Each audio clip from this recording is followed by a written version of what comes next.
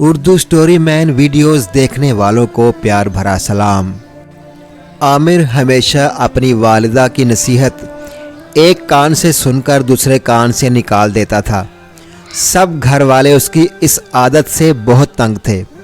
وہ گھر کی ساری جمع پونجی اپنے نشے کی بری عادت میں صرف کر دیتا۔ اس کا ایک ہی بھائی عمران تھا جو بہت محنتی تھا۔ عامر کے والد 3 سال پہلے وفات پا گئے۔ ان کی وفات کے بعد عمران نے اپنی تعلیم ادھوری چھوڑ کر گھر کا خرچ سنبھال لیا۔ وہ صبح سویرے کام کی تلاش میں گھر سے نکل جاتا اور شام کو واپس لوٹ آتا۔ لیکن عامر بری صحبت میں پڑ گیا اور اسے نشے کی لت پڑ گئی۔ اس کے گھر والوں نے اسے بہت سمجھایا لیکن اس کے کان پر جوں تک نہ رینگی۔ اس کے دوست اسے اس کے گھر والوں کے خلاف ورگلاتے اور وہ ان کی باتوں میں آ جاتا۔ ایک روز عامر نشہ کر کے رات کو دیر سے گھر پہنچا اور چلا کر اپنی والدہ سے کھانا مانگا تو اس پر اس کی والدہ نے کہا، عامر بیٹا گھر میں کچھ کھانے کو نہیں ہے۔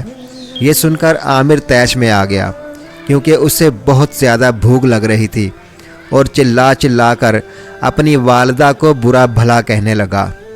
عمران نے اسے روکا مگر اس نے کسی کی نہ سنی۔ عمران نے اس کے منہ پر تھپڑ مارا۔ ان کی والدہ یہ سب دیکھ کر بلک بلک کے رو رہی تھی۔ اگلی صبح ماں نے عامر سے کہا، پہلے کام کر، رقم لا، پھر گھر میں کھانا پکے گا۔ یہ سن کر عامر آگ بگولا ہو گیا۔ وہ اپنی ماں کو دھکا دے کر وہاں سے باہر نکل گیا۔ جب وہ اپنے دوستوں کے پاس پہنچا تو اس کے پاس پیسے نہ ہونے کی وجہ سے اس کے دوست اس سے جھگڑا کرنے لگے اور اسے اتنا مارا کہ وہ زخمی ہو کر زمین پر گر پڑا۔ وہ گلی میں بے ہوش پڑا تھا۔ تب چچا کرم داد کا وہاں سے گزر ہوا۔ انہوں نے عامر کو اس حالت میں پایا اور وہ اسے اسپتال لے گئے اور وہاں سے جب اس کے گھر میں اس کی ماں کو بتایا تو وہ بہت پریشان ہوئیں۔ جب عمران واپس آیا تو اس کے ہاتھ میں مٹھائی کا ڈبہ تھا اور وہ بہت خوش لگ رہا تھا کیونکہ اس کی ایک فیکٹری میں نوکری لگ گئی تھی۔ اس کی والدہ بہت خوش ہوئیں لیکن جب عمران کو عامر کی اس بات کا علم ہوا تو وہ بہت پریشان ہوا۔ اب عامر کو اپنے برے رویے اور بری صحبت کی سزا مل گئی تھی۔ وہ اب بھی نکاہت محسوس کر رہا تھا۔